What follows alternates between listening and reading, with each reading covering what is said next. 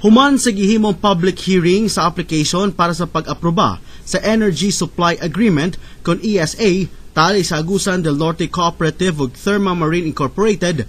Karon, formal nang nagpirmahay ang duha ka panig kauban ang lokal nga pagamhanan sa Butuan sa kontrata aron mapun-an ang kakulangon sa power supply. 10 megawatt sulod sa usa ka tuig ang idugang sa TMI nga supply sa enerhiya. Dako kay ning ikatabang sa ato diin nakakuha kita additional supply sa kuryente gikan sa TMI Corporation.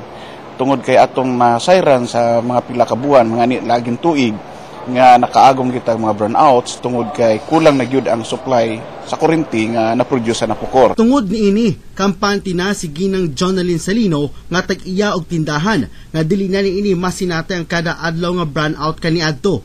Sa nilabayng krisis sa enerhiya, moabot sa 6 ka oras ang rotational brownout. Karon may na para di na mi maglisod sa among trabaho. Nya makalihok na mi kay wala na brownout. Dagong tabang usab sa paglambo sa ekonomiya sa Butuan ang maulakang nagihimo sa ANECO. With the power, okay, kada abot sa investor, the first thing they will ask is 3 things. 1, security, no?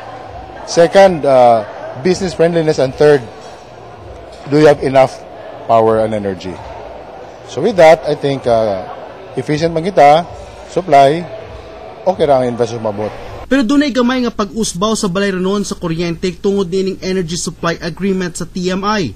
Sa giaprobahang balay ranon sa Energy Regulation Commission, mukabat sa 66 centavos kada kilowatt hour ang aumento sa presyo sa kuryente.